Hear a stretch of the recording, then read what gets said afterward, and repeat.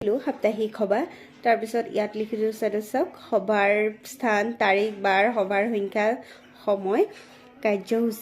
কাৰ্যসূচীত লিখিলোঁ 1 নম্বৰ প্ৰাৰ্থনা 2 নম্বৰ উপস্থিত আৰু পৰিচয় 3 নম্বৰ সভানেত্ৰীৰ আসন গ্ৰহণ 4 নম্বৰ পূৰ্ব সভাৰ প্ৰতিবেদন পাঠ ও আলোচনা 5 নম্বৰ সঞ্চয় আৰু 6 নম্বৰ অন্যান্য আকৌ ইয়াত লিখিছোঁ চাওক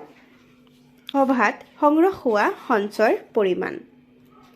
টকাত তো ইয়াত পৰিমাণটো লিখি ল'ব আপোনালোকৰ 20 টকাকে বা কিমানকে লয় 20 টকাকে কিমান হয় হ'ব এটো লিখি ল'ব যেনেকৈ আমাৰ ধৰক 20 টকাকে 200 টকা হ'ব 200 টকাটো লিখি ল'ম সভাত আদায় দিয়া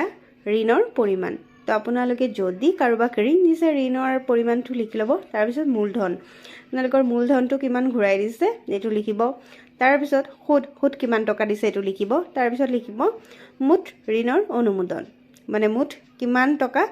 ঋণ দিছে এটো লিখি ল'ব টোটাল তাৰ পিছত প্ৰস্তাৱসমূহ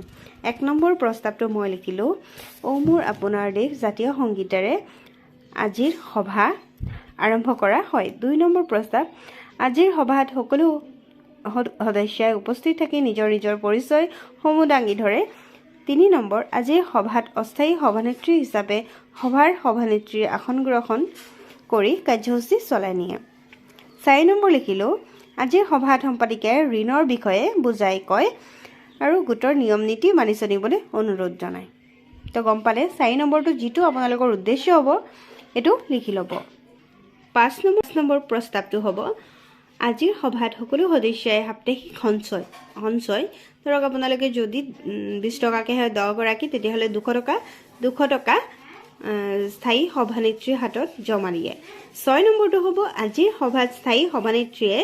অহা সভা কাৰ ঘৰত হ'ব এইটো নামটো লিখি তেওঁৰ বাসগৃহত লিখি হ'ব বুলি জনায় তাৰ পিছত শেষত সকলো সদস্যই ৰাষ্ট্ৰীয় সংগীত